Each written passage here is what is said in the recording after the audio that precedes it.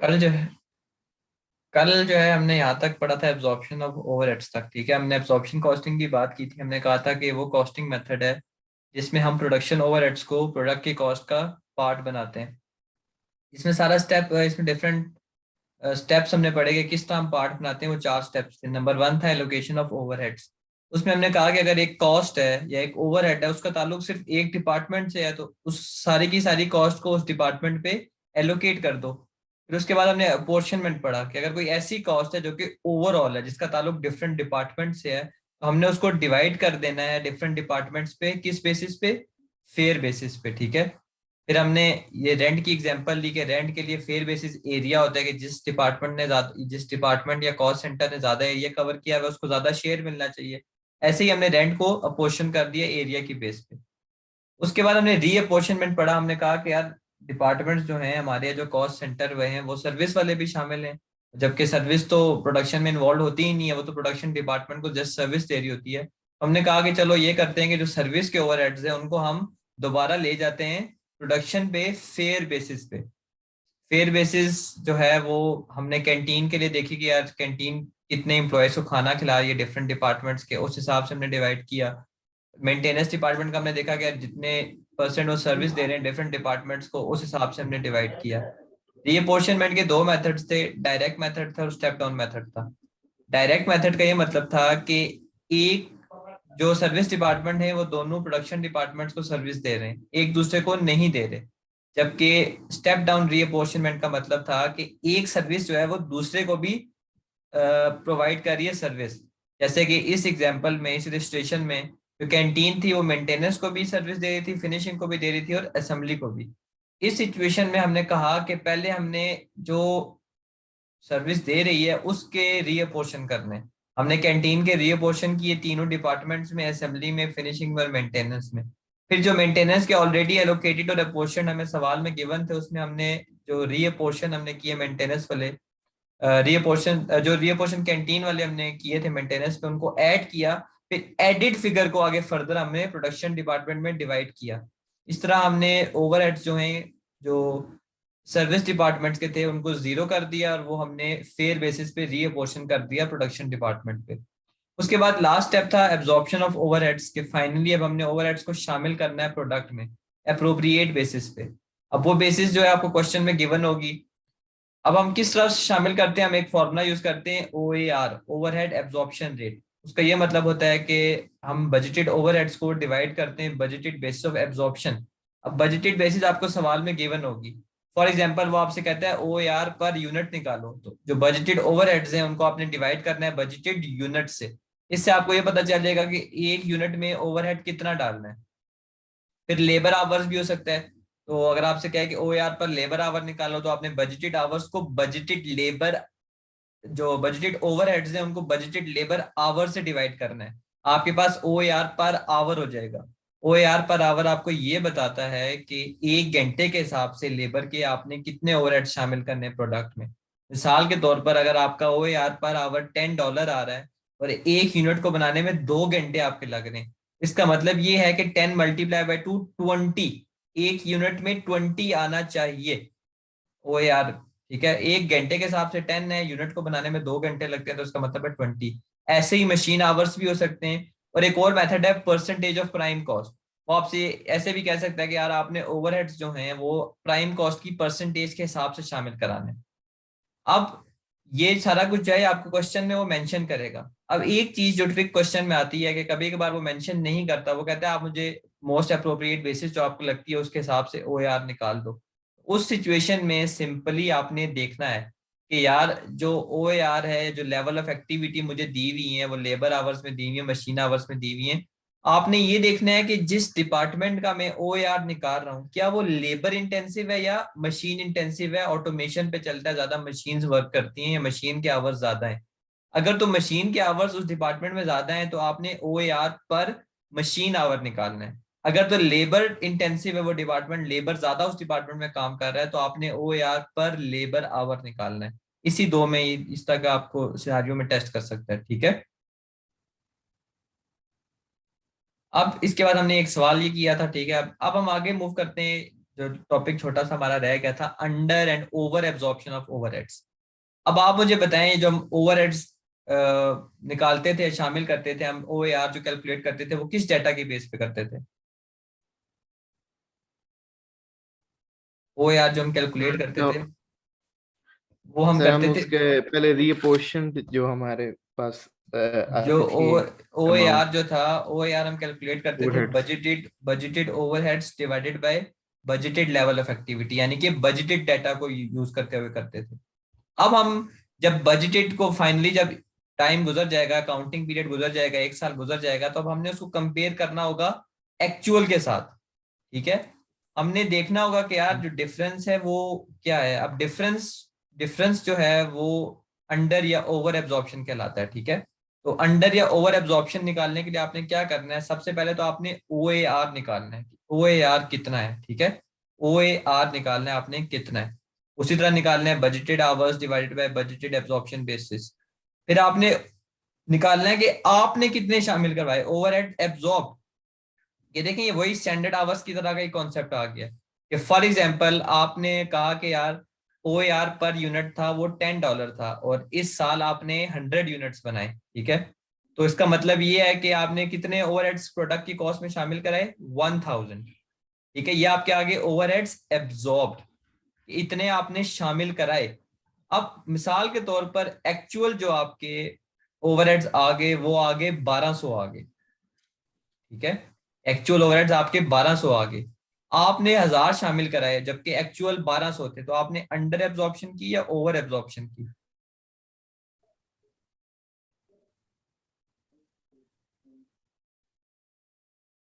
आपने $1000 एब्जॉर्ब करवाए, शामिल कराए टोटल, जबकि टोटल जो आपकी एक्चुअल ओवरहेड्स आए, एक्चुअल कॉस्ट आई, वो 1200 थी।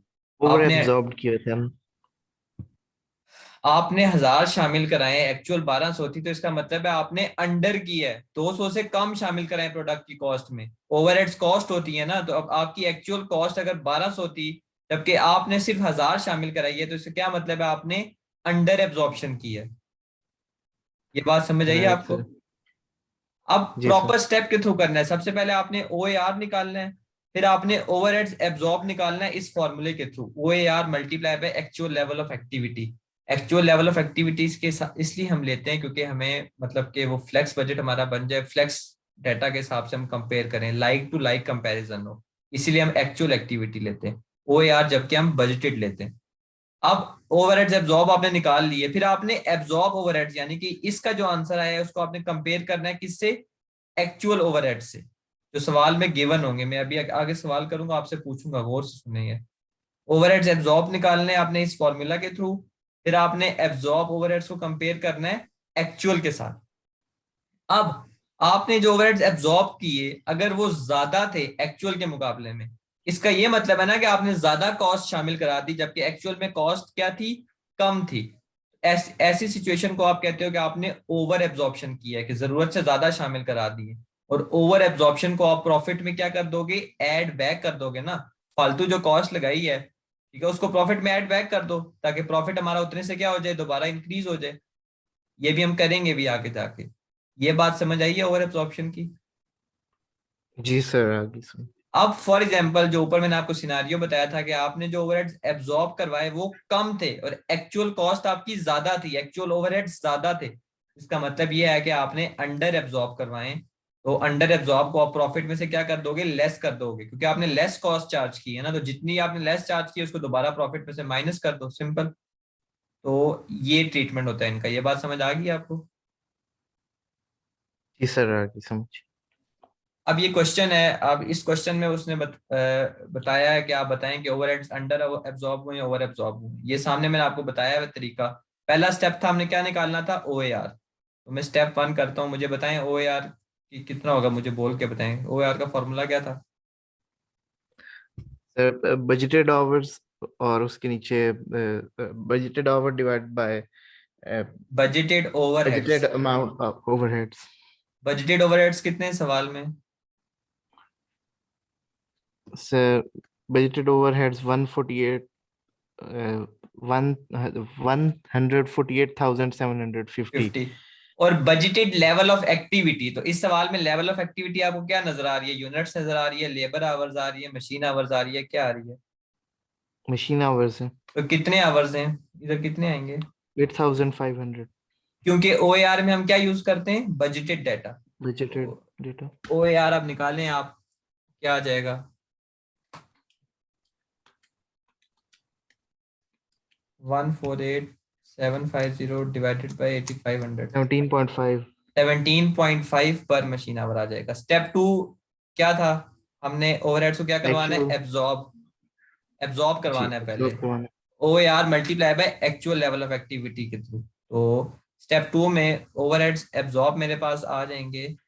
देखें मैं आपको बताता हूँ कि हम ये एक्चुअल लेवल ऑफ एक्टिविटी क्यों ले लें। ये कॉन्सेप्ट हमने स्टैंडर्ड आवर्स में भी पढ़ा था। 17.5 और एक्चुअल लेवल ऑफ एक्टिविटी कितनी है? सर 7928। बिल्कुल कंफ्यूज नहीं होना। लेवल ऑफ एक्टिविटी यूनिट्स में भी हो सकती है, मशीन आवर्स में भी हो सकती है, लेबर आवर्स में भी हो सकती है। Question to question, question to question जो है ना वो वेरी करते हैं। अब हमने जब शामिल करवाने होते हैं ओवरहेड्स टोटल, तो हम एक्चुअल लेवल ऑफ एक्टिविटी से इसलिए कंपेयर करते हैं उस्मान, क्योंकि ये सारे जो हैं ये भी तो एक्चुअल के हिसाब से आए ना।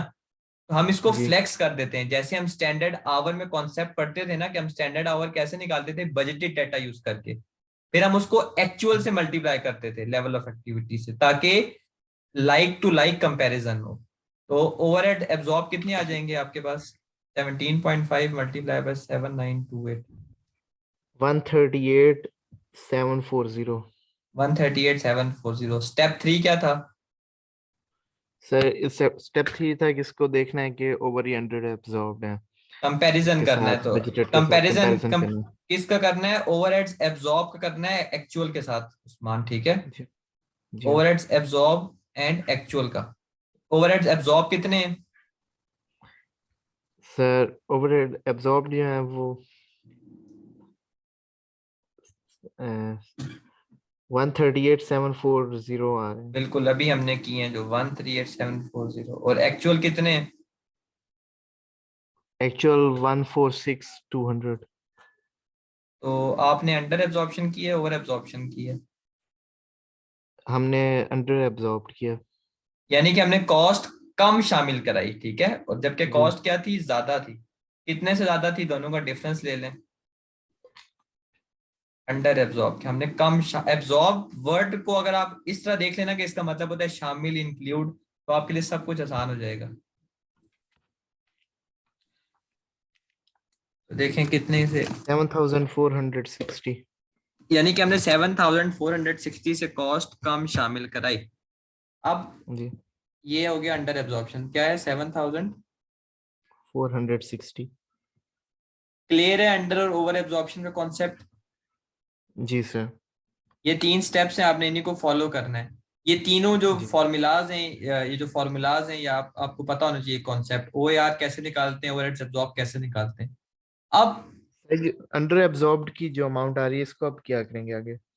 अंडर एब्जॉर्ब है तो प्रॉफिट में से हमें इससे क्या करना चाहिए? आप बताएं। प्रॉफिट को हमें इतनी अमाउंट से कम करना चाहिए, प्रॉफिट को ऐड हमें इतनी। करेंगे इसको सर, ऐड करेंगे उसके अंदर ओवरहेड्स के अंदर, और प्रॉफिट जो माइनस हो जाएगा। सिंपली प्रॉफिट में हम इसकी एडजस्टमेंट कर देंगे। अभी मैं आपको बताऊंगा अभी कैसे करते हैं आगे जाके। जी। एंड लेस कर देंगे ना, इतने से हम प्रॉफिट को कम कर देंगे क्योंकि कॉस्ट हमने कम चार्ज की। अब एग्जाम में आपको बिल्कुल स्ट्रेट फॉरवर्ड चीजें नहीं आएंगी, वर्किंग बैकवर्ड भी आ सकती है। जैसा कि ये सवाल है, इसमें उसने आपको एक्चुअल ओवरहेड्स बताए हुए, बजटेड फिक्स ओवरहेड्स बताए हुए, उसने आपको मशीन आवर्स बजटेड बताए हुए, उसने आपको ये बताया हुआ है कि ओवरहेड्स कितने से आप ओवर एब्जॉर्ब किए थे? 3500 से। लेकिन क्वेश्चन में अब वो आपसे उल्टा पूछ रहा है। वो बता रहा है कि मुझे बताओ एक्चुअल आवर्स तुमने कितना काम किया, ठीक है? ये क्वेश्चन को गौर से रीड करें, क्वेश्चन को गौर से रीड करें, पढ़ें ऊंची आवाज में। A business absorbed its fixed overheads on the basis of machine hours worked. For the following figure are available for the month of June. Budgeted fixed overheads 45,000, budgeted machine hours 30,000, actual fixed overheads 49,000. If there was an over absorption of overhead of 3,500, how many machine hours were worked in the month? बिल्कुल, अब काम उल्टा हो गया। अब आपसे वो क्या पूछ रहा है, एक्चुअल लेवल ऑफ एक्टिविटी, यानी कि एक्चुअल मशीन आवर्स मुझे बताओ। अब ये जो फॉर्मूलाज हैं जो आपको ओ ए आर का, और उसमें उसमें एक्चुअल आपको किधर नजर आ रहा है, ये नजर आ रहा है। जी तो हमें अब इसको वर्किंग बैकवर्ड्स करना पड़ेगा, फॉर्मूलाज की रीअरेंजमेंट करनी पड़ेगी, ठीक है। अब मैं आपसे कॉन्सेप्चुअली आपको मैं टेस्ट करता हूँ, मैं आपसे पूछता हूँ। देखें, एक्चुअल जो ओवरहेड्स थे सवाल में कितने बताए हुए, एक्चुअल कितने? एक्चुअल 49,000। और ओवर एब्जॉर्प्शन हुई हुई है। ओवर एब्जॉर्प्शन का क्या मतलब होता है? ओवर एब्जॉर्प्शन मतलब हमने ज्यादा एब्जॉर्ब करवा दिए थे, कितने ज्यादा से? कॉस्टली। 3500 से। 3,500 अब माइनस मेरा आपसे 30। सवाल है वर्किंग बैकवर्ड का, कि ओवरहेड हमने एब्जॉर्ब कितने करवाए होंगे सर इस 3500 को? 49,000 माइनस 3,500। बिल्कुल, 49,000 माइनस 3,500, क्योंकि एक्चुअल जो है वो एब्जॉर्ब से ज्यादा थे, तभी तो ओवर एब्जॉर्प्शन हुई ना। तो हम वो जी लेस करके हम जो एब्जॉर्ब जो हमने शामिल करा है वो निकाल लेंगे, तो ये कितना आ जाएगा, जी 45,500 आ जाएगा। जी सर। अब सर आपने दिखने ये में भी, काफी ट्रिकी लग रहा था क्वेश्चन। बिल्कुल इतना वो नहीं है। अब आपको ओवरहेड एब्जॉर्ब का फॉर्मूला पता है, जी वो था O A R multiply by multiply by actual level actual of level activity. Of activity. अब हमने सवाल में यही निकालना है ना, actual level of activity, actual machine hours. अब ओवरहेड एब्जॉर्ब आपको पता है उस्मान 45,500 है, और ओ ए आर आप कैसे निकालते थे? सर सर ये एक्चुअल नहीं है। अच्छा। एक्चुअल लेवल ऑफ एक्टिविटी तो हमने निकालनी है ना क्वेश्चन में, वो तो रिक्वायरमेंट है। एक्चुअल मशीन आवर्स बजटेड दिए में, सवाल में उसने ये पूछा हुआ है ना, एक्चुअल मशीन आवर्स बताओ। ओ ए आर कैसे हम निकालते थे? सर ओ आर हमारा होता था actual budgeted hours, actual budgeted hours ये ओवर एक, एक्चुअल ये ओवरहेड्स। देखें ओ ए आर का फॉर्मूला सॉरी ये है। Budgeted hours over. आवर्स ना बोले ना, बजटेड ओवरहेड्स डिवाइडेड जी by budgeted level of activity. Budgeted overheads divided by budgeted level of activity. Budgeted overheads सवाल में कितने हैं? बजटेड ओवरहेड सवाल में कितने हैं? 45,000 है, ये दिए हैं। 45,000। और बजटेड लेवल ऑफ एक्टिविटी कितनी गिवन है? 30,000। ओ ए आर कितना आ जाएगा? 1.5 आ जाएगा। देखें यही आ रहा है 1.5 जी 1.5 आ रहा multiply by actual level of activity. Actual level of activity हमने निकालनी है, यानी कि मशीन आवर्स। तो ये यहाँ से मल्टीप्लाई हो रहा है, यहाँ पर जाके क्या हो जाएगा, डिवाइड हो जाएगा। 45,500 को डिवाइड करते 1.5 से आपके पास एक्चुअल लेवल ऑफ एक्टिविटी आ जाएगी। लेवल ऑफ एक्टिविटी का मतलब होता है machine hours, labour hours, units, हर क्वेश्चन में उसने दिए होते हैं। 45,500 डिवाइडेड बाय 1.5, तो ये कितना आ रहा है, 33.333, यानी कि 3334। एक्चुअल उसने इतना काम किया, इतने आवर्स उसने काम किया, ठीक है। है। जी ऐसे आपको वर्किंग बैकवर्ड भी वो पूछ सकता है। ये फॉर्मूलाज अगर आपको आते हैं और कॉन्सेप्ट आपको पता हो, तो आप वर्किंग बैकवर्ड भी कर सकते हैं, ठीक है। जी क्लियर है ये चीज? कोई क्वेश्चन है तो पूछ लें यहाँ तक। सर ये लास्ट स्टेप के बारे में पूछना था कि हमने उधर इसे डिवाइड क्यों किया। जब 45,500 को हम मल्टीप्लाई भी तो कर सकते थे इसके साथ उधर ला के। बेसिक मैथ्स है ना। ये चीज आपकी अननोन है, ये उस्मान आपने निकालनी है। ये एक इधर मल्टीप्लाई हो रही है, तो इक्वेशन की दूसरी साइड पे जाके क्या हो जाएगी, डिवाइड हो डिवाइड जाएगी। हो गई सर। जी सिंपल। तो ये नॉर्मल बेसिक मैथ्स है, राइट। ठीक है। ये कॉन्सेप्ट आपको समझ आया है अंडर एब्जॉर्प्शन और ओवर एब्जॉर्प्शन का? जी सर वो आगे सर। देखिए, अंडर एब्जॉर्प्शन ऑफ और ओवर एब्जॉर्प्शन क्यों होती है, इसकी रीजन ये होती है उस्मान के, आप जो ओ ए आर निकालते हो, आप बजटेड निकालते हो, ठीक है। अब हो सकता है जो आपकी जो बजट आपने बनाया था, बजट का आपका एक्सपेंडिचर कम था, एक्चुअल आपका ज्यादा आ गया। हो सकता है आपकी लेवल ऑफ एक्टिविटीज में डिफरेंस था, एक्चुअली आपने ज्यादा या कम काम कर दिया एज कम्पेयर टू बजट, जिसकी वजह से जो खर्चा है उसमें या तो खर्चा आपके बजट से ज्यादा हो सकता है, या खर्चा आपके उससे कम हो सकता है। एब्जॉर्ब जितना आपने शामिल कराया उससे कम भी हो सकता है और ज्यादा भी हो सकता है। इसीलिए अंडर और ओवर एब्जॉर्प्शन होती है। उसकी ट्रीटमेंट मैंने आपको बता दी है। कोई क्वेश्चन है?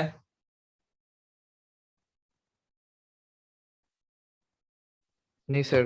अब हम आगे मूव करते हैं। हमारा सेकंड कॉस्टिंग मेथड है जिसका नाम है मार्जिनल कॉस्टिंग। एब्जॉर्प्शन कॉस्टिंग हमने पढ़ लिया, अब हम बात करेंगे मार्जिनल कॉस्टिंग में। The marginal cost of a unit of inventory is the total of variable cost required to produce the unit. Marginal cost का मतलब होता है कि एक इन्वेंट्री को या एक यूनिट को या एक प्रोडक्ट को बनाने में जितनी भी वेरिएबल कॉस्ट लगती है उसको आप क्या कहते हो, मार्जिनल कॉस्ट। वेरिएबल कॉस्ट कौन कौन सी लगती है, डायरेक्ट मटेरियल आपको पता है वेरिएबल होती है, क्योंकि जितनी ज्यादा प्रोडक्शन होगी उतना ज्यादा आपको मटेरियल चाहिए होगा, उतनी ज्यादा कॉस्ट होगी। इसी तरह डायरेक्ट लेबर जो है वो आपकी क्या होती थी, वेरिएबल कॉस्ट। डायरेक्ट एक्सपेंस आपका वेरिएबल कॉस्ट होता था, इसका सम था प्राइम कॉस्ट। प्लस यहाँ पर उस्मान मैंने लिखा हुआ है वेरिएबल प्रोडक्शन ओवरहेड्स, यानी कि वो प्रोडक्शन ओवरहेड्स जो कि वेरिएबल हैं, फिक्स नहीं है। ठीक है, तो मार्जिनल कॉस्ट में वेरिएबल चीजें आएंगी, फिक्स चीजें नहीं आती। जबकि एब्जॉर्प्शन कॉस्टिंग में जब मैंने वो पूरा चार्ट बनाया था वहां पर मैंने सिर्फ प्रोडक्शन ओवरहेड्स लिखा था, जिसका मतलब क्या था कि फिक्स वाले भी आ सकते हैं और वेरिएबल वाले भी आ सकते हैं। ठीक है, ये बात समझ आई आपको? जी सर, आगे समझ। मार्जिनल कॉस्ट में सिर्फ और सिर्फ कौन सी कॉस्ट होती है? सर मार्जिनल कॉस्ट में सिर्फ डायरेक्ट लेबर, डायरेक्ट मटेरियल सिर्फ और सिर्फ वेरिएबल कॉस्ट वेरिएबल होती है, कॉस्ट से होती हैं, सिर्फ और वेरिएबल सिर्फ कॉस्ट। वेरिएबल कॉस्ट होती है, वेरिएबल कॉस्ट होती है, सिर्फ और सिर्फ वेरिएबल कॉस्ट होती है। अब अगली लाइन में क्या लिखा हुआ है, no fix overheads are included in inventory valuation. Inventory को वैल्यू करते हुए हम फिक्स ओवरहेड्स को शामिल नहीं करते, जबकि एब्जॉर्प्शन कॉस्टिंग में हम क्या फिक्स ओवरहेड्स को शामिल करते थे इन्वेंट्री में? सर किसके अंदर? एब्जॉर्प्शन कॉस्टिंग में हम करते थे या नहीं फिक्स ओवरहेड्स को शामिल? सर करते थे। बिल्कुल, यही तो हमने सारा पढ़ा था ना कि हमने एक यूनिट में शामिल करना है। जबकि मार्जिनल कॉस्टिंग में हम प्रोडक्ट की वैल्यूएशन निकालते हुए फिक्स ओवरहेड्स को शामिल नहीं करेंगे। नहीं करते। इनको हम as a period cost treat करेंगे और फुल यानी कि पूरी की पूरी अमाउंट को डिडक्ट करेंगे, माइनस करेंगे। अभी मैं आपको करके भी बताऊंगा, ठीक है, जब प्रॉफिट और लॉस स्टेटमेंट हम बनाएंगे। तो क्लियर है मार्जिनल कॉस्ट क्या होती है? The marginal production cost is the cost of one unit of product or service which would be avoided if that unit were not produced or which would increase if extra unit were produced. इसका मतलब ये है उस्मान कि हम marginal cost को कहते हैं variable cost है, और वेरिएबल कॉस्ट क्या होती है, वो वेरी करती है विद लेवल ऑफ एक्टिविटी। यानी कि अगर आप एक यूनिट ज्यादा बनाओगे तो आपकी वेरिएबल कॉस्ट क्या होगी, ज्यादा होगी। अगर आप वो यूनिट नहीं बनाओगे तो आपकी वेरिएबल कॉस्ट क्या हो जाएगी, कम हो जाएगी। तो मार्जिनल प्रोडक्शन कॉस्ट जो है वो एक बड़ी बेनिफिशियल चीज है। वो कॉस्ट है जो आपको पता है कि अगर आपने एक यूनिट फालतू बनाया तो ये एक्स्ट्रा कॉस्ट लगेगी, अगर आपने ये नहीं बनाया तो ये कॉस्ट आप अवॉइड कर सकते हैं। क्लियर है बात? सर ये पॉइंट दोबारा आप मैं रिपीट दोबारा करते हैं? बताता हूँ। मार्जिनल कॉस्ट जो है, मार्जिनल प्रोडक्शन कॉस्ट है, हम उसमें क्या कौन सी कॉस्ट शामिल करते हैं, सिर्फ और सिर्फ वेरिएबल। Variable cost. ठीक है, अब वेरिएबल क्या होती है, जो कि आपको पता होता है कि पर यूनिट सेम होती है, और अगर हमने एक एक्स्ट्रा यूनिट बनाया तो इतने से कॉस्ट इंक्रीज हो जाएगी, अगर हमने यूनिट नहीं बनाया तो ये कॉस्ट नहीं लगेगी। ये बात समझ आई है? जी सर। तो यही तो चीज उसने लिखी हुई है कि मार्जिनल प्रोडक्शन कॉस्ट जो है वो कॉस्ट है कि आपको, आपने अगर एक एक्स्ट्रा यूनिट बनाया तो आपको वो कॉस्ट इनकर करनी पड़ेगी, अगर आपने वो यूनिट नहीं बनाया तो वो कॉस्ट नहीं लगेगी, उसको आप अवॉइड कर सकते हो। जी ठीक सर। है, अब मार्जिनल कॉस्टिंग जो है ना एक बड़ा इंपॉर्टेंट कॉन्सेप्ट है। उसमें उसका जो हार्ट है, जो मेजर उसमें चीज है, वो है कंट्रीब्यूशन का कॉन्सेप्ट। आपने MA1 में भी पढ़ा था और अभी ये MA2 में भी, आपके F2 में भी है। कंट्रीब्यूशन क्या होती है, कंट्रीब्यूशन निकालने का क्या तरीका होता है, देखें। कंट्रीब्यूशन पर यूनिट का मतलब होता है selling price per unit minus all variable cost per unit. ठीक है Usman, all variable cost per unit, चाहे वो प्रोडक्शन हो चाहे वो नॉन प्रोडक्शन हो। कंट्रीब्यूशन पर यूनिट निकालते हुए आपने सेलिंग प्राइस पर यूनिट में से सारी की सारी variable cost per unit minus करनी होती है। अगर आपने टोटल कंट्रीब्यूशन निकालनी है तो आप क्या करेंगे, सेल्स यानी कि टोटल सेल्स माइनस टोटल जितनी भी वेरिएबल कॉस्ट है वो ले लेनी है, या फिर कंट्रीब्यूशन पर यूनिट जो आपने ऑलरेडी ऊपर निकाला है उसको आप मल्टीप्लाई कर दें कि कितने यूनिट्स आपने सेल किए हैं। ठीक है, तो ये दो तरीके हैं। अब कंट्रीब्यूशन का क्या फायदा है, मैं आपको फायदा बताता हूँ। अब आप कंट्रीब्यूशन कैसे निकालते थे, आप सेल्स में से वेरिएबल कॉस्ट जितनी भी है उन सबको माइनस करते थे, आपके पास क्या आ जाता था? कंट्रीब्यूशन। यही बात है उस्मान। जी सर। और वेरिएबल कॉस्ट आपने सारी की सारी माइनस कर दी है, पीछे क्या कॉस्ट बच गई? फिक्स कॉस्ट, जिसको आप पूरे का पूरा माइनस कर देते थे टोटल कंट्रीब्यूशन में से, तो आपके पास क्या आ जाता था? प्रॉफिट। ये जो मैंने साइड पे चीज बनाई है, ये चीज समझ आई है आपको? जी सर, आगे से।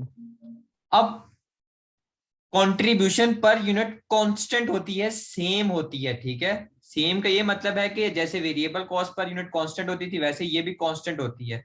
तो ये कॉन्सेप्ट आपकी डिसीजन मेकिंग में बहुत बहुत बेनिफिशियल है। क्यों? क्योंकि आपको पता है कंट्रीब्यूशन पर यूनिट सेम है, तो आपको इस चीज का भी पता चल जाएगा कि यार मैंने कितने यूनिट सोल्ड करने हैं कि मेरी फिक्स कॉस्ट भी रिकवर हो जाए और प्लस में प्रॉफिट कमा सकूं।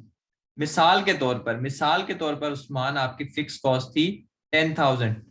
फिक्स कॉस्ट आपकी 10,000 थी, आपका कंट्रीब्यूशन पर यूनिट था 10। आपने निकाला सेलिंग प्राइस पर यूनिट में से ऑल वेरिएबल कॉस्ट।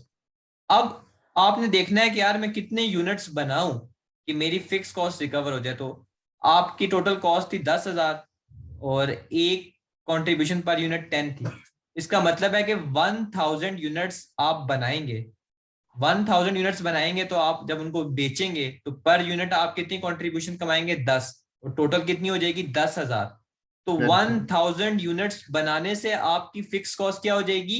रिकवर हो जाएगी। रिकवर हो जाएगी। ठीक है। अब आपको सारा कुछ पता है, एज अ मैनेजर आपको पता है जी अगर मैंने 1,500 यूनिट्स बनाए तो इतना एडिशनल में प्रॉफिट कमा सकता हूँ। अगर आप लोगों का कोई माइंडसेट भी है कि मैंने इतना प्रॉफिट कमाना है, तो आप इस कॉन्सेप्ट के थ्रू वो भी कर सकते हो। आपको पता चल जाएगा कि इतने यूनिट्स मैंने सोल्ड किए तो जो मेरा टारगेट है वो मैं अचीव कर लूंगा।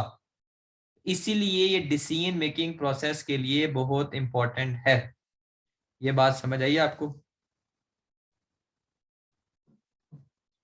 कंट्रीब्यूशन का कॉन्सेप्ट समझ आया है आपको?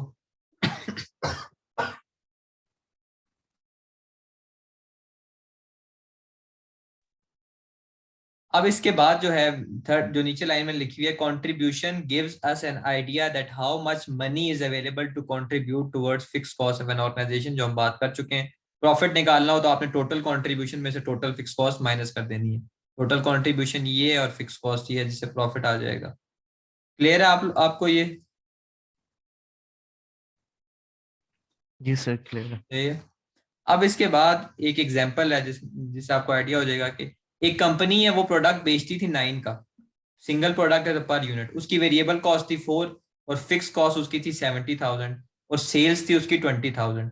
अब उसको एक प्रपोजल आया कि यार मैं प्रोडक्ट में चेंजेस करता हूँ और अब मेरी वेरिएबल कॉस्ट इंक्रीज होकर 4.5 हो जाएगी और सेलिंग प्राइस जो है वो मेरी 10 हो जाएगी। लेकिन जो सेल्स है ना मेरी, वो 1,000 यूनिट से क्या हो जाएंगी? रिड्यूस हो जाएंगी, 19,000 यूनिट्स हो जाएंगी। तो इस चेंज का क्या इफेक्ट होता है प्रॉफिट पे? अब हम ये मार्जिनल कॉस्टिंग के थ्रू देखते हैं। अब मार्जिनल कॉस्टिंग में सबसे पहले आप क्या लेते थे? सेल्स। तो एक टोटल सेल्स में निकाल लेता हूँ, एक यूनिट को बेचने की 9 है और आपने एनुअल सेल्स, आपकी ये गिवन है, आपको एनुअल सेल्स 20,000 है। तो 9 मल्टीप्लाई बाय 20,000, आपकी सेल्स जो है वो आ जाएगी 180,000। इसी तरह मैं वेरिएबल कॉस्ट निकालता हूँ। एक यूनिट को बनाने की आपकी वेरिएबल कॉस्ट थी 4 और आपने कितने यूनिट्स बनाने? 20,000 यूनिट्स बनाने। तो ये आ जाएगी आपके पास 4, 20,000, 80,000 आ जाएगी। इसको आप माइनस करेंगे, सेल्स में से वेरिएबल कॉस्ट माइनस करते हैं तो क्या चीज आती है? कंट्रीब्यूशन। आपके पास कंट्रीब्यूशन आ जाएगा 1 लाख का।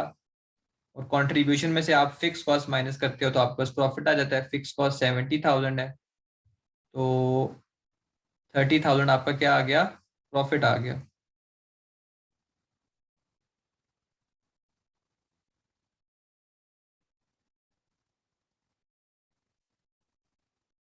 अब ये पुराने उस पे था, पुराने। आवाज आपको मेरी आ रही है?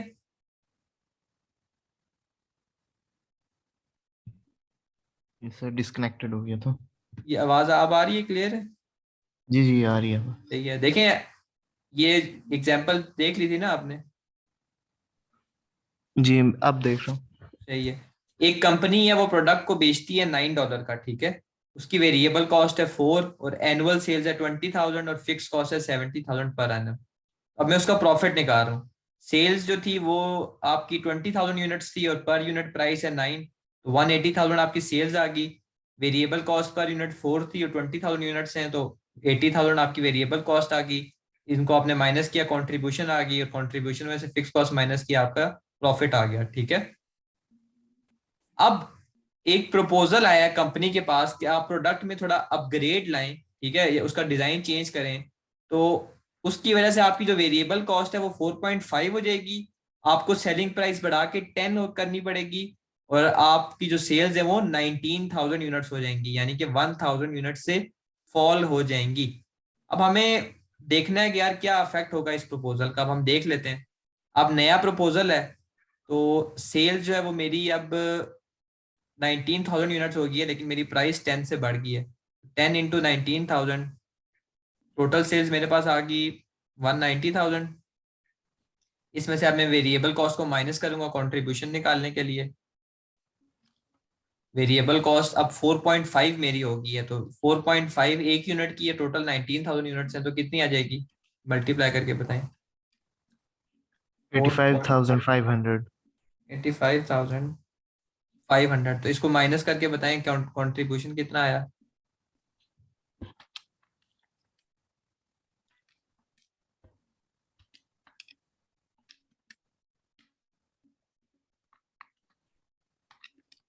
1,04,500 आएगा कंट्रीब्यूशन। 104,500। और फिक्स कॉस्ट तो फिक्स ही रहती है, तो वो तो 70,000 ही होगी। प्रॉफिट जो है मेरा 34,500। 34,500। देखिए अब नए प्रपोजल की वजह से मेरे प्रॉफिट में क्या आ गया, इंक्रीज आ गया। लेकिन इंटरेस्टिंग चीज ये है कि कंट्रीब्यूशन जो पहले 1 लाख से 1,04,500 हो गई थी, उतने से ही जो है ना आपका प्रॉफिट यानी कि 4,500 से इंक्रीज हुआ है। ठीक है, क्योंकि फिक्स कॉस्ट तो उस्मान फिक्स ही रहती है ना, उस पर तो कोई इफेक्ट पड़ना ही नहीं है। जो चीज हमारे कंट्रोल के अंडर है वो क्या है, वेरिएबल कॉस्ट है, जिसको हम कंट्रोल कर सकते हैं ज्यादा यूनिट्स बना के कम यूनिट्स बना के। ठीक है, जी। तो यही रीजन है ना कि ये कॉन्सेप्ट बहुत इंपॉर्टेंट है डिसीजन मेकिंग के लिए। तो इस नए प्रपोजल के तहत हमारे प्रॉफिट में इंक्रीज आएगा। राइट। अब ये क्वेश्चन है आपके सामने, टोटल कंट्रीब्यूशन निकालनी है, टोटल निकालनी है, ठीक है, और टोटल प्रॉफिट और लॉस निकालना है। टोटल कंट्रीब्यूशन का फॉर्मूला मैंने आपको बताया कि आप कंट्रीब्यूशन पर यूनिट को नंबर ऑफ यूनिट सोल्ड से मल्टीप्लाई कर दो। तो अब कंट्रीब्यूशन पर यूनिट पहले निकालते हैं। आप मुझे बता सकते हैं कंट्रीब्यूशन पर यूनिट का क्या फॉर्मूला था। सेल्स प्राइस माइनस एक सेकंड से selling price minus selling all variable cost. Minus अब आप पर सेलिंग यूनिट, प्राइस माइनस। बिल्कुल आप पर यूनिट निकाल रहे हैं ना, तो आपने पर यूनिट लेना है। तो सेलिंग प्राइस पर यूनिट 21 है, इसमें से सारी की सारी वेरिएबल कॉस्ट पर यूनिट आपने माइनस कर देनी है। तो मुझे बताएं वन बाय वन, क्या डायरेक्ट मटेरियल वेरिएबल कॉस्ट है, सर जी। जी है। क्या डायरेक्ट लेबर वेरिएबल कॉस्ट है, ये भी है। वेरिएबल और प्रोडक्शन ओवरहेड भी वेरिएबल होगी, नाम लिखा हुआ है। फिक्स को हमने नहीं लेना यहाँ पर, जबकि वेरिएबल सेलिंग कॉस्ट जो है वो नॉन प्रोडक्शन है, लेकिन कंट्रीब्यूशन में हम सब की सब वेरिएबल कॉस्ट देते हैं। ठीक है, इसको भी हम शामिल करेंगे। ये मैं सारी माइनस कर देता हूँ, 3 + 6 ऐड करके इकट्ठे माइनस कर देता हूँ, +2 + 5, तो ये 16 आ जाएगा। तो कंट्रीब्यूशन पर यूनिट मेरे पास 5 आ जाएगी। सवाल में उसने कहा है टोटल मुझे बताओ कि तुमने कितनी कंट्रीब्यूशन कमाई है। तो एक यूनिट से आपने 5 कमाई है और टोटल आपने यूनिट्स जो सोल्ड की हैं वो 3,000 यूनिट्स हैं। ये आपको जस्ट कंफ्यूजन के लिए दिया हुआ है इसमें। सेल्स 3,000 है, तो इसका क्या मतलब, आपने कितनी कंट्रीब्यूशन कमाई है, 15,000। क्लियर है। जी। अब प्रॉफिट और सर लॉस ये निकालना है। हाँ, बोले बोले। वेरिएबल सेलिंग कॉस्ट और कॉस्ट ऑफ सेल्स में क्या डिफरेंस है? ये सेलिंग कॉस्ट तो वो वाली कॉस्ट है ना जो हमने नॉन प्रोडक्शन कॉस्ट में पढ़ी थी, selling cost. Right sir. Cost of sales तो जो आपने सेल्स जो चीज बेची है उसकी कॉस्ट है ना, ये तो दूसरी है, ये तो नॉन प्रोडक्शन कॉस्ट है। अब आपने प्रॉफिट और लॉस बताना है। अब आपको पता है प्रॉफिट और लॉस कैसे निकालेंगे, कंट्रीब्यूशन में से फिक्स कॉस्ट को माइनस करके। 15,000 कंट्रीब्यूशन है, फिक्स ओवरहेड्स एक्चुअल ये लिखे हुए हैं। ये आपको जस्ट कंफ्यूजन के लिए पैराग्राफ दिया है, 25,000। इसका मतलब है आपको लॉस हुआ है 10,000 का। ठीक है, लॉस हुआ है आपको 10,000 का, इसका ये मतलब है ना आपने सेल्स कम की, ज्यादा सेल्स करते तो आपको प्रॉफिट हो जाता। तो सिंपल सी एग्जांपल थी कंट्रीब्यूशन की। ये क्लियर है आपको कंट्रीब्यूशन का कॉन्सेप्ट? जी सर। कोई क्वेश्चन है यहाँ तक? नहीं सर, इसमें ठीक है, अब आ जाते हैं मेन चीज पे, प्रॉफिट और लॉस स्टेटमेंट्स पे। एब्जॉर्प्शन कॉस्टिंग की क्या बनेगी और मार्जिनल कॉस्टिंग की डिफरेंस क्या था? पहला डिफरेंस क्या था कि एब्जॉर्प्शन कॉस्टिंग में हम जो इन्वेंट्री को वैल्यू करेंगे वो हम फिक्स प्लस वेरिएबल दोनों कॉस्ट पे करेंगे, यानी कि फुल प्रोडक्शन कॉस्ट पे। जबकि मार्जिनल कॉस्टिंग में हम कौन सी कॉस्ट लेते थे? सिर्फ और सिर्फ कौन सी लेते थे मार्जिनल कॉस्टिंग में हम? मार्जिनल कॉस्टिंग में हम सिर्फ वेरिएबल कॉस्ट लेते थे। बिल्कुल। जबकि एब्जॉर्प्शन में हम फिक्स भी लेते थे और वेरिएबल दोनों लेते थे, ठीक है। और एब्जॉर्प्शन में एक एडजस्टमेंट आ जाती थी अंडर ओवर की। तो अब हम जो है ना स्टेटमेंट को देखते हैं। सबसे पहले तो आपके पास सेल्स आ गई, ठीक है। सेल्स में से आपने कॉस्ट ऑफ सेल्स को माइनस करना है। कॉस्ट ऑफ सेल्स का फॉर्मूला क्या होता है? Opening opening inventory plus plus production, purchases minus production यहाँ पर होगा ना, plus production minus closing closing inventory. Closing. तो प्रोडक्शन को उसने स्प्लिट कर दिया वेरिएबल में भी और फिक्स में भी। ओवरहेड एब्जॉर्ब का फॉर्मूला आपको पता है ना क्या है? ओ ए आर जी multiply by sir. Actual level of activity. तो ये हमने वैसे निकालना है, फिक्स ओवरहेड एब्जॉर्ब, ठीक है। और क्लोजिंग इन्वेंट्री माइनस कर देंगे तो हमारे पास ग्रॉस प्रॉफिट। इन्होंने ग्रॉस प्रॉफिट से पहले क्या एडजस्टमेंट की हुई है? अंडर या ओवर एब्जॉर्प्शन की। तो वो एडजस्टमेंट आपने करनी है, उसके बाद आपका ग्रॉस प्रॉफिट आएगा, ठीक है। जी और ग्रॉस प्रॉफिट में से आपने फिर नॉन प्रोडक्शन कॉस्ट को माइनस कर देना है, तो आपके पास प्रॉफिट या लॉस आ जाएगा फॉर द पीरियड, ठीक है। ये देख लें गौर से, इसमें कोई सवाल है स्टेटमेंट में पूछ लें। अभी हम पूरा बड़ा लॉन्ग क्वेश्चन करेंगे, स्टेटमेंट्स बनाएंगे। बस आपने याद रखना है कि एब्जॉर्प्शन कॉस्टिंग में हमने क्लोजिंग इन्वेंट्री को किस पे वैल्यू करना है? फुल कॉस्ट पे। जी। अब इसके बाद आती है marginal costing.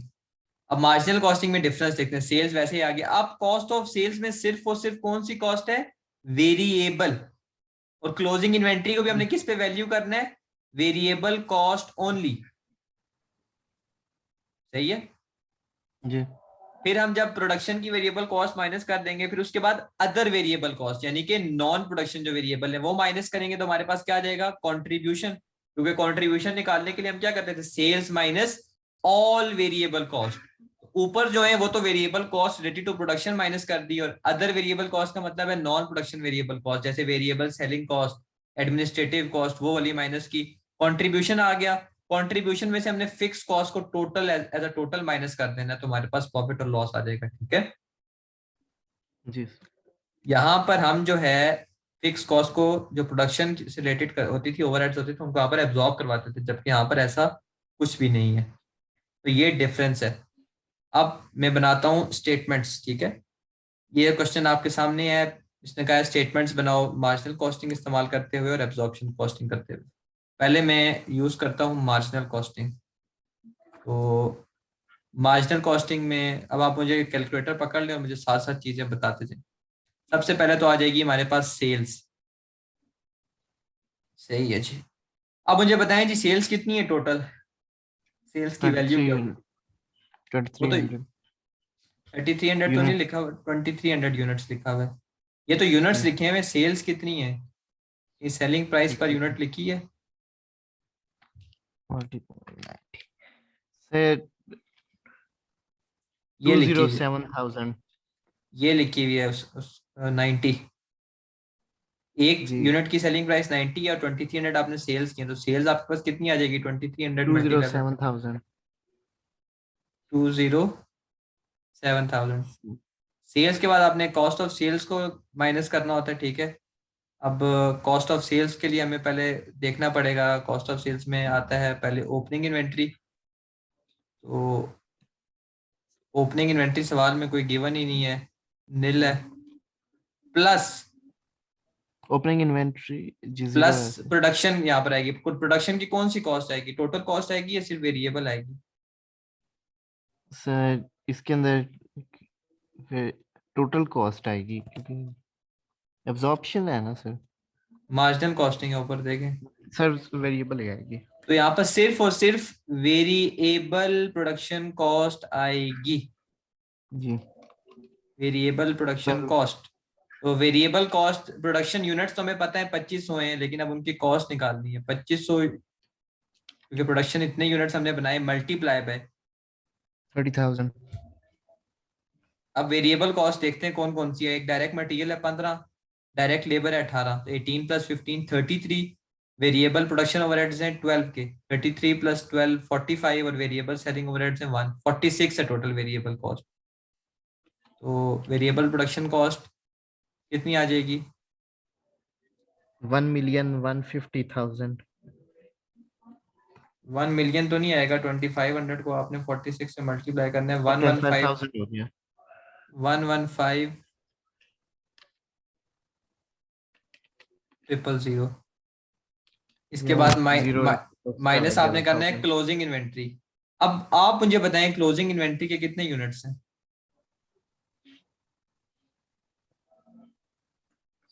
Closing inventory sir इसकी सर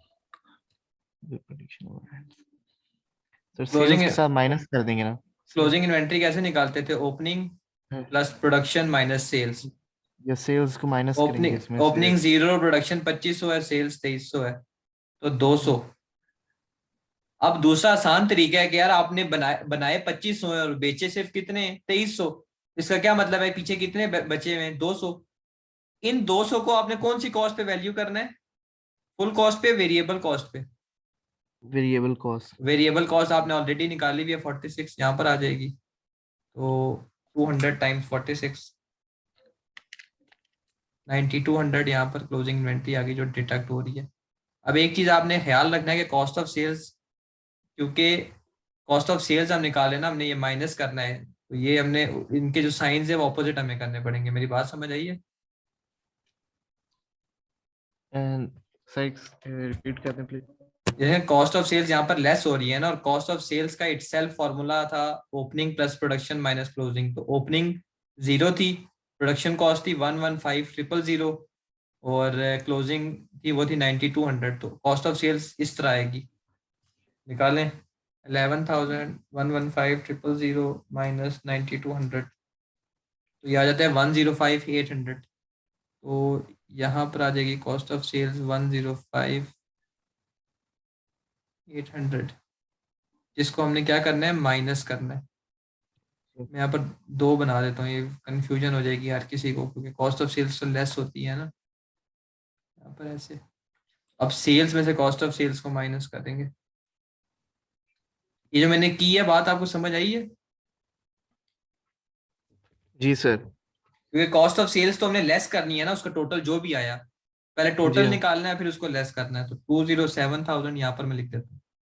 अब आपके पास कॉस्ट ऑफ सेल्स भी आ गई 105,800, तो सेल्स में से कॉस्ट ऑफ सेल्स आप ने माइनस कर देनी है, ठीक है। अब इसके अलावा हमने मार्जिनल कॉस्टिंग में करते हुए कौन सी कॉस्ट माइनस करनी थी? अदर वेरिएबल कॉस्ट, ठीक है, अदर वेरिएबल कॉस्ट भी माइनस करनी है। क्योंकि हमने एक मिस्टेक कर दी है कि मैंने वेरिएबल सेलिंग ओवरहेड को भी प्रोडक्ट की कॉस्ट में शामिल कर दिया 1 को, क्योंकि मुझे नहीं करना चाहिए था, क्योंकि मैं प्रोडक्शन कॉस्ट निकाल रहा हूँ ना। तो सेलिंग कॉस्ट तो नॉन प्रोडक्शन कॉस्ट है, यहाँ पर हमने ये मिस्टेक की है। ये 46 नहीं है, 45 है ये। यहाँ पर भी 45 आना चाहिए था और यहाँ पर भी 45 आना चाहिए था, क्योंकि सेलिंग कॉस्ट जो है वो तो नॉन प्रोडक्शन कॉस्ट है ना, और कॉस्ट ऑफ सेल्स में क्या आती है, प्रोडक्शन कॉस्ट। अब ये जी हाँ। मिस्टेक है। 2500 मल्टीप्लाई बाय 45 आपको दे देगा 112,500। यहाँ पर आ जाएगा 112,500, और यहाँ पर भी 200 टाइम्स 45 आपको देगा 9,000 देगा। तो कॉस्ट ऑफ सेल्स की फिगर भी आपकी चेंज होगी। 103,300। 112,500 में से आप 9,000 को माइनस करेंगे, 103,500 आपके पास आ जाएगा यहाँ पर। आप सेल्स में से 103,500 को माइनस करें तो क्या फिगर आ जाएगी हमारे पास? 207,000 माइनस दिस, यही आ रही है 103,500। जी सर। अब हमने प्रोडक्शन वेरिएबल कॉस्ट माइनस कर दी, अब हमने माइनस करनी है other variable cost, less other variable cost. Other variable cost हमारे पास सिर्फ और सिर्फ क्या है, वेरिएबल सेलिंग ओवरहेड, जो कि हैं $1, और टोटल आपने कितनी सेल्स की हैं, 2300। तो देखिए एंड रिजल्ट इस तरह आपने निकालना है, क्योंकि कंट्रीब्यूशन अब आएगी ना, 2300 ये आ गया, ये भी हम माइनस कर देंगे तो हमारे पास क्या आ जाएगी, कंट्रीब्यूशन। क्योंकि कंट्रीब्यूशन निकालते हुए हमने सारी की सारी वेरिएबल कॉस्ट माइनस करनी होती है।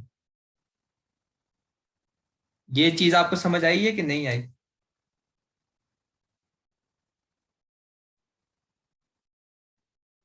ये आ जाएगा जी सर, आगे। 101,200 आ गया। अब कंट्रीब्यूशन में से हम माइनस कर देते थे फिक्स कॉस्ट, तो फिक्स कॉस्ट मुझे दो नजर आ रही हैं, एक प्रोडक्शन ओवरहेड्स हैं 52,500, एक है एडमिनिस्ट्रेशन। तो देखें फिक्स दोनों की दोनों हम इकट्ठे माइनस कर देंगे, तो फिक्स कॉस्ट आप माइनस करते हैं 52,500 प्लस 13,500, इनको ऐड करते हैं और दोनों का टोटल को माइनस करते हैं, 52,500 प्लस 13,500, फिफ्टी ये two fix five hundred production overheads जो ऊपर आ रहे हैं 12 जिसके आगे लिखा हुआ है। कौन से? हाँ वो तो दिया हुआ है ना, वो तो एब्जॉर्प्शन कॉस्टिंग पर्पस के लिए दिया हुआ है ना, कि हमने इनको शामिल कराना है, क्योंकि अभी तो नहीं करवाना ना, हम मार्जिनल कर रहे हैं, तो हमने फिक्स कॉस्ट को इन टोटल माइनस करना है। तो फिर टोटल फिक्स कॉस्ट 66,000 है, ठीक है, मैंने दोनों को ऐड कर दिया, 101,200 में से इसको आप माइनस कर दें, तो आपके पास आपका प्रॉफिट आ जाएगा, यहाँ पर जगह कम पड़ गई है, 101,200 माइनस 66,000, 35,200। 35,200 आपको प्रॉफिट हुआ है यूजिंग मार्जिनल कॉस्टिंग। कोई क्वेश्चन है, गौर से देखें, इसमें कोई भी क्वेश्चन है मुझसे पूछ लें। यहाँ पर लिख देता हूँ कि मार्जिनल कॉस्टिंग से हमारे पास आया है 35,200। देख लें, इसमें कोई भी आपको सवाल है आप पूछ सकते हैं। सर वही क्वेश्चन है, फिक्स प्रोडक्शन ओवरहेड्स जो यहाँ पे आ रहे हैं। देखिए यहाँ पर जो 30 फिक्स प्रोडक्शन ओवरहेड्स हैं, ये पर यूनिट दिए हुए, ठीक है, यानी कि OAR दिया हुआ है, ठीक है। तो जी OAR की तो हमें मार्जिनल कॉस्टिंग में जरूरत है ही नहीं, क्योंकि मार्जिनल कॉस्टिंग में हमने कहा है कि हम जो प्रोडक्ट है उसको हम सिर्फ और सिर्फ वेरिएबल कॉस्ट पे वैल्यू करते हैं, ठीक है। तो वेरिएबल प्रोडक्शन कॉस्ट मैंने निकालनी है, तो मैंने देखा कि यार प्रोडक्शन रिलेटेड कौन कौन सी वेरिएबल कॉस्ट हैं, एक थी direct material, direct labour, variable production overheads, इन तीनों को मैंने ऐड कर दिया, जो कि आ गया मेरे पास 45। उतने पे मैंने अपने प्रोडक्शन को वैल्यू कर दिया, 2500 यूनिट्स मैंने बनाए थे, मल्टीप्लाई पे 45 कर दिया। इसी तरह क्लोजिंग इन्वेंट्री को भी फिर इतने पे वैल्यू करूंगा, मार्जिनल कॉस्टिंग कर रहा हूँ, तो मेरे पास कॉस्ट ऑफ सेल्स 103,500 आ गई।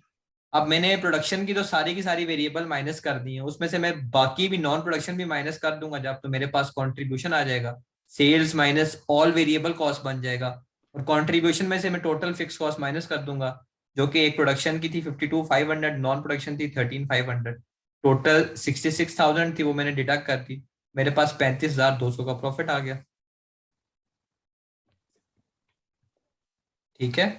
सर। जी देखिए अब एब्जॉर्प्शन कॉस्टिंग में डिफरेंस क्या होगा, एब्जॉर्प्शन कॉस्टिंग में पहला डिफरेंस होगा कि जो प्रोडक्शन जो कॉस्ट है वो हमने फुल लेनी है, सिर्फ वेरिएबल नहीं लेनी, ठीक है। पहला डिफरेंस ये होगा कि हमने एब्जॉर्प्शन कॉस्टिंग में फुल प्रोडक्शन कॉस्ट पे प्रोडक्ट को वैल्यू करना है। यहाँ पर फुल का क्या मतलब है कि हमने वेरिएबल भी लेनी है और फिक्स भी लेनी है प्रोडक्शन। उसके बाद दूसरा डिफरेंस क्या होगा, अंडर ओवर एब्जॉर्प्शन की एडजस्टमेंट प्रॉफिट से पहले। ये दो डिफरेंस हैं, इन डिफरेंस के तहत जो है ना हम करेंगे। अब मैं यहाँ से सारे को करता हूँ रिमूव। क्या आपने स्क्रीनशॉट कर लिया है? जी सर। साथ साथ ये वापस घर जाके लाजमी साथ साथ देखना, वरना आप बहुत फंस जाएंगे। अब ये सारा मुझे यहाँ से करना पड़ेगा रिमूव, सेल्स तो मेरी उतनी ही रहेंगी।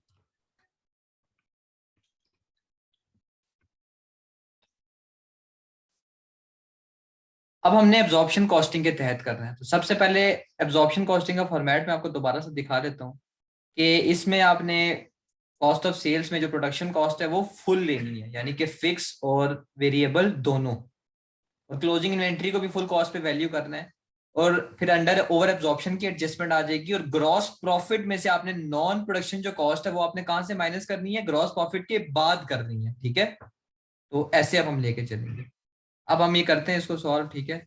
अब सबसे पहले सेल्स बताते हैं। सेल्स जो हैं वो उतनी ही आएंगी, कितनी थी, 2300 यूनिट्स मल्टीप्लाई बाय 90, 207,000 थी। जी अब इसके बाद कॉस्ट ऑफ सेल्स आएगी। अब कॉस्ट ऑफ सेल्स को आप जो है वो डिडक्ट करते हो, लेकिन उसकी एडजस्टमेंट होती है। ओपनिंग इन्वेंट्री पहले आ जाएगी आपके पास। ओपनिंग इन्वेंट्री आपको गिवन नहीं है, ठीक है, तो वो आपकी यहाँ पर होगी 0। जिसके बाद ओपनिंग इन्वेंट्री के बाद आती थी cost of production, production cost. अब यहाँ पर प्रोडक्शन कॉस्ट देखें उस्मान कौन कौन सी होगी, वेरिएबल और फिक्स दोनों होगी, यही बात है। जी सर। अब जी इसका मतलब ये है कि डायरेक्ट मटेरियल भी होगी, डायरेक्ट लेबर भी होगी, उसके बाद आपका वेरिएबल प्रोडक्शन ओवरहेड्स भी होगी, और फिक्स प्रोडक्शन ओवरहेड भी होगी, ठीक है। जी इसका ये मतलब है कि पहले 45 थी सिर्फ वेरिएबल मार्जिनल में, लेकिन अब फिक्स भी शामिल हो जाएगी, अब हो जाएगी 75 एक की कॉस्ट। टोटल आपने 2500 यूनिट्स बनाए, एक की कॉस्ट आ गई 75। और इसी तरह आपने क्लोजिंग इन्वेंट्री की वैल्यू भी निकालनी है। क्लोजिंग इन्वेंट्री माइनस होती है, तो क्लोजिंग इन्वेंट्री मुझे बता दें कितनी आ जाएगी।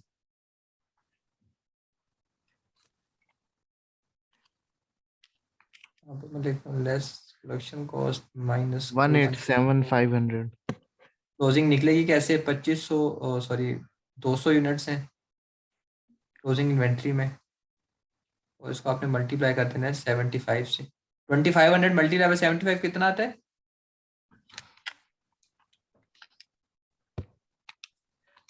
सही सही।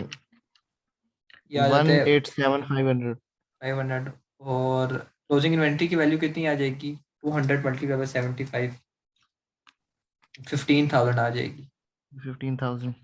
क्लोजिंग इन्वेंट्री माइनस होती है, तो cost of sales opening plus production minus closing. 187,500 में से क्लोजिंग में माइनस कर दूंगा, तो 172,500 मेरे पास यहाँ पर आ जाएगी कॉस्ट ऑफ सेल्स। इसमें से मैं माइनस कर दूंगा तो मेरे पास क्या आंसर आएगा, 207,000, 34,500। अब एब्जॉर्प्शन कॉस्टिंग में ग्रॉस प्रॉफिट से पहले एक एडजस्टमेंट होती थी अंडर या ओवर एब्जॉर्प्शन की। अब हमें यहाँ पर ये एडजस्टमेंट करनी पड़ेगी। अगर अंडर एब्जॉर्ब हुए तो हमें माइनस करना पड़ेगा, ठीक है, क्योंकि हमने कम खर्चा डाला है। अगर ओवर हुए तो क्या करना पड़ेगा, ऐड करना पड़ेगा। अब अंडर और ओवर निकालने का फॉर्मूला क्या होता था कि हम ओवर एब्जॉर्ब को किससे कंपेयर करते थे, एक्चुअल से, ठीक है। अब आप मुझे बताएं सवाल को देख के एक्चुअल ओवरहेड्स कितने, एक्चुअल,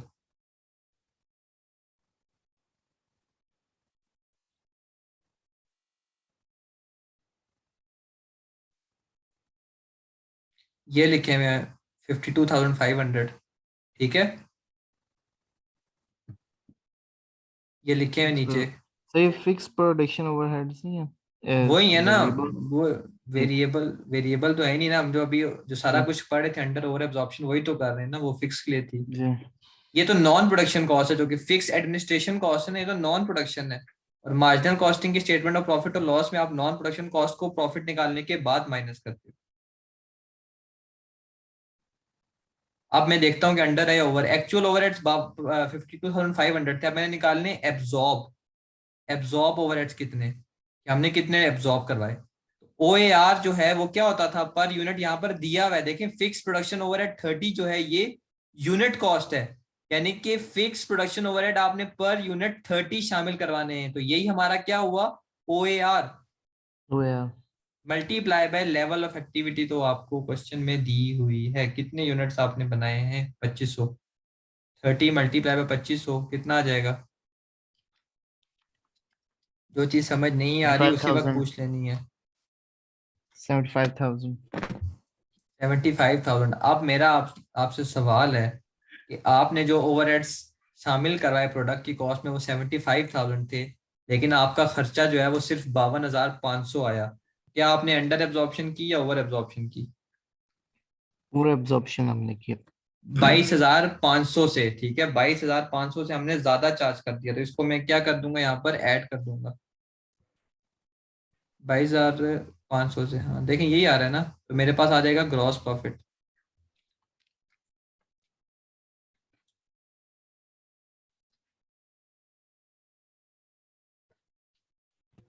ग्रॉस प्रॉफिट 34,500 और 22,000 को प्लस करें कितना आ जाएगा, 56 और 57,000। और इसमें से मैंने क्या माइनस कर देना है, नॉन प्रोडक्शन कॉस्ट। अब आप लोग, आपने मुझे सवाल से देख के बताना है नॉन प्रोडक्शन कॉस्ट कौन कौन सी है। सर नॉन प्रोडक्शन कॉस्ट के अंदर आ जाएगी फिक्स्ड प्रोडक्शन एक तो ये है फिक्स प्रोडक्शन एडमिनिस्ट्रेशन ओवरहेड्स। या फिक्स्ड एडमिनिस्ट्रेशन ओवरहेड्स आ एडमिनिस्ट्रेशन जाएंगे, कॉस्ट जो है वो नॉन प्रोडक्शन में आती है, एक तो ये आ जाएगी। Variable selling overheads. बिल्कुल, यही आपका दिमाग चल रहा है, मैं यही देखना चाह रहा था। एडमिनिस्ट्रेशन ओवरहेड्स तो आपको टोटल में दिए हुए ना 13,500, वो तो आप 13,500 टोटल में माइनस कर दोगे। वो आपको पर यूनिट बताया हुआ है 1, सेलिंग कॉस्ट आपको एक यूनिट की 1 पड़ती है, तो आपने कितने यूनिट सेल किए हैं। सो हमने 1 यूनिट 2,300 यूनिट्स आप हमने सेल किए सेल्स राइट में हैं।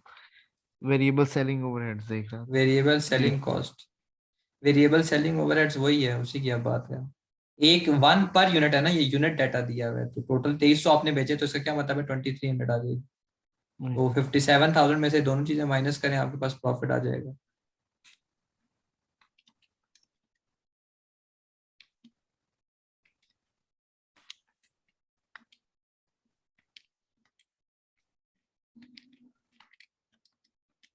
Fifty forty three one thousand three hundred fifty आपने बहुत कम कर दिया है, क्योंकि 57,000 में से 13,500 को माइनस करो तो 43,500 आता है, और उसमें से 2,300 को माइनस करो तो 41,200 आता है।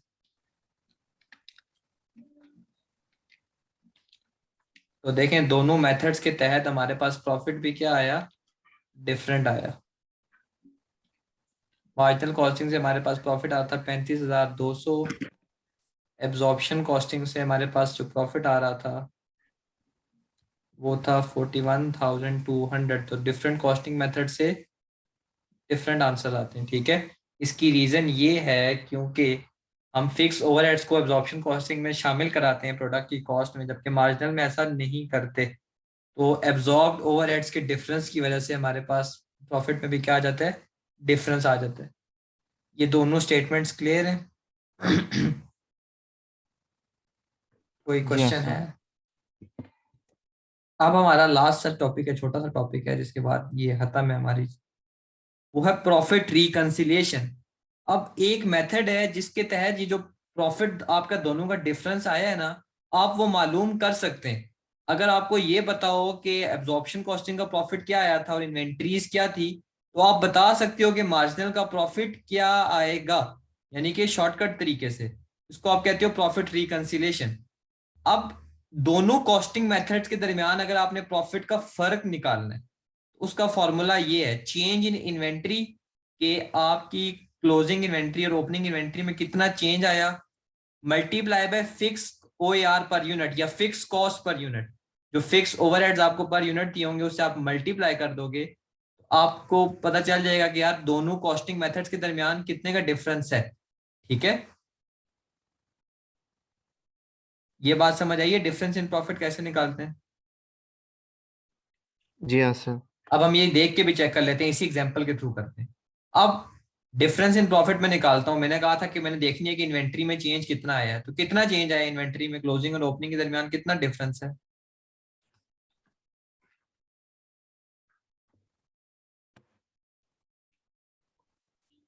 सर 15,000। देखें आपने चेंज इन इन्वेंट्री देखना है, आपने देखना है क्लोजिंग इन्वेंट्री कितनी थी और ओपनिंग इन्वेंट्री कितनी थी, दोनों के दरमियान डिफरेंस कितना है। सो ओपनिंग इन्वेंट्री 0 थी और क्लोजिंग इन्वेंट्री 15,000। क्लोजिंग इन्वेंट्री का फॉर्मूला क्या होता था, opening plus production opening plus production minus closing. Minus sales होता था, क्लोजिंग निकाल रहे हैं, सेल्स 2,300 200 है। ऑलरेडी आप यहाँ पर निकाल भी चुके हैं 200, तो 200 क्लोजिंग इन्वेंट्री है। चेंज इन इन्वेंट्री आपके पास आ गई 200 यूनिट्स में यहाँ पर लिख रहा हूँ। इसको आपने मल्टीप्लाई कर देना है फिक्स ओवरहेड पर यूनिट से। तो फिक्स ओवरहेड पर यूनिट सवाल में इसमें क्या था? Fixed overhead per unit, sir.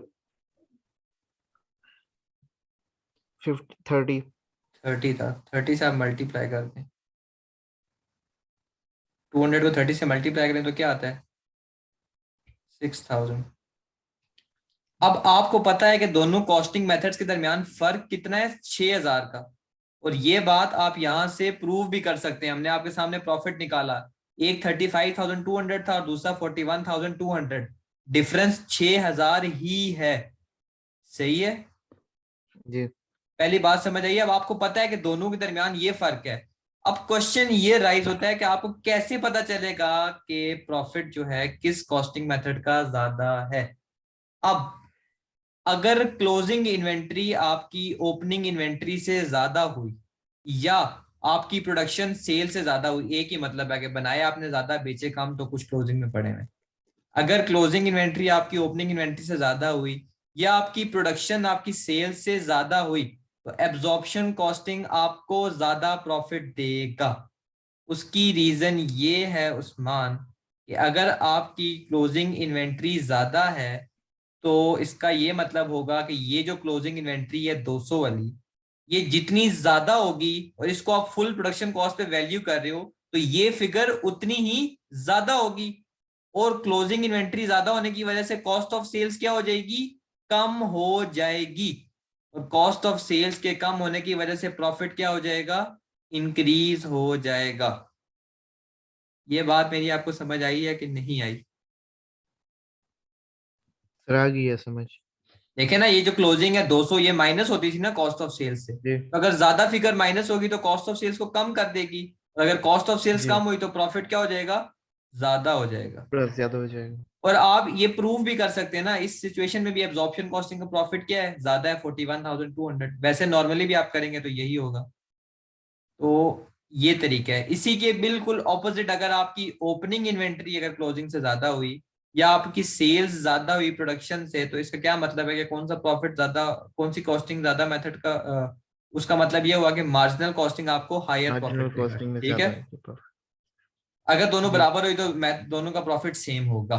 अब ये जी कॉन्सेप्ट आपको समझ आ गया? जी डिफरेंस इन प्रॉफिट निकालने का तरीका ये है, और आपको ये भी कॉन्सेप्ट पता चल के कौन सी इन्वेंट्री ज्यादा हुई तो किसका प्रॉफिट ज्यादा होगा। अब ये लास्ट क्वेश्चन है, इसके बाद क्लास हमारी खत्म है। 2 क्वेश्चन है, इसमें हमने निकालना है। पहला क्वेश्चन में पढ़ता हूँ। In a period where opening inventory was 5,000 units and closing inventory was 3,000 units, a company had a profit of 92,000 using absorption costing। Profit जो है यूजिंग एब्जॉर्प्शन कॉस्टिंग था आपके पास 92,000। उसने बताया हुआ है कि जी फिक्स ओवरहेड रेट जो है वो 9 पर यूनिट है। तो अब आपने मुझे बताना है कि प्रॉफिट यूजिंग मार्जिनल कॉस्टिंग कितना होगा। ठीक है? सबसे पहले तो हमने निकालना है difference in profit. Difference in profit कैसे निकालते थे हम? ये देखें, चेंज इन इन्वेंट्री के ओपनिंग और जी क्लोजिंग में क्या डिफरेंस है उसको मल्टीप्लाई कर देना है फिक्स ओआर पर यूनिट से। इस सवाल में मुझे जी बताएं चेंज इन इन्वेंट्री कितनी है?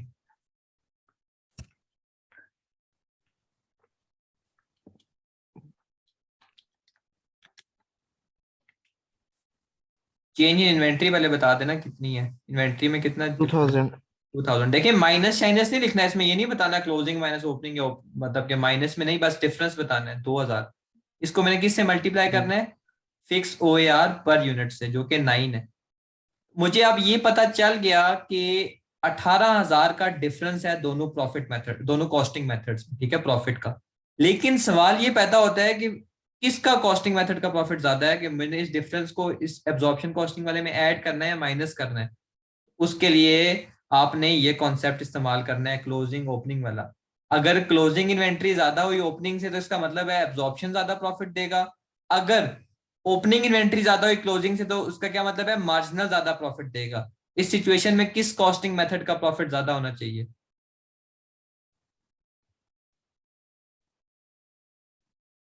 इस सिचुएशन में किस कॉस्टिंग मेथड का प्रॉफिट ज्यादा होगा उस्मान?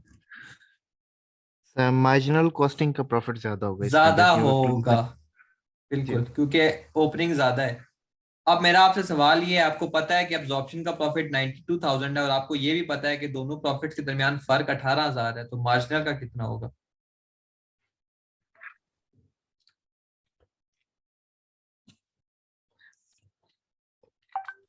आपको एब्जॉर्प्शन कॉस्टिंग का पता है प्रॉफिट 92,000 और आपको ये भी पता है कि जी दोनों के दरमियान फर्क 18,000 है, तो मार्जिनल कॉस्टिंग का कितना होगा? 18,000 को ऐड कर एटीन देंगे ना, क्योंकि मार्जिनल कॉस्टिंग का ज्यादा है, तो इसका यही मतलब है कि एब्जॉर्प्शन में डिफरेंस ऐड करना है। जी 1,10,000 आ जाएगा मार्जिनल कॉस्टिंग का प्रॉफिट, क्योंकि मार्जिनल कॉस्टिंग का 18,000 ज्यादा है, हम बता चुके हैं ना ओपनिंग और उसको देख के। ये चीज आपको समझ आई है कि नहीं आई?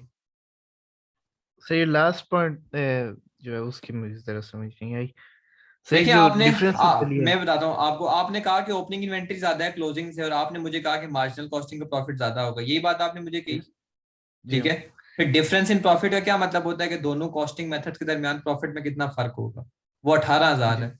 अब एब्जॉर्प्शन का प्रॉफिट अगर 92,000 है और दोनों के दरमियान फर्क 18,000 है, और आपको ये भी पता है कि मार्जिनल कॉस्टिंग का प्रॉफिट ज्यादा है, तो इसका यही मतलब है ना कि 18,000 से मार्जिनल कॉस्टिंग ज्यादा होगा एब्जॉर्प्शन के मुकाबले में।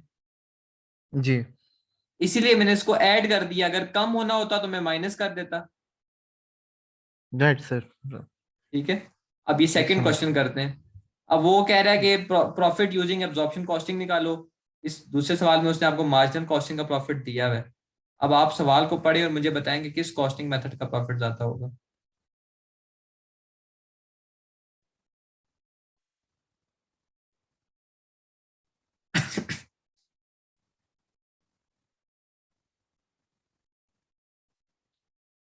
किसका मेथड, किस मेथड से प्रॉफिट ज्यादा आएगा, एब्जॉर्प्शन से या मार्जिनल से?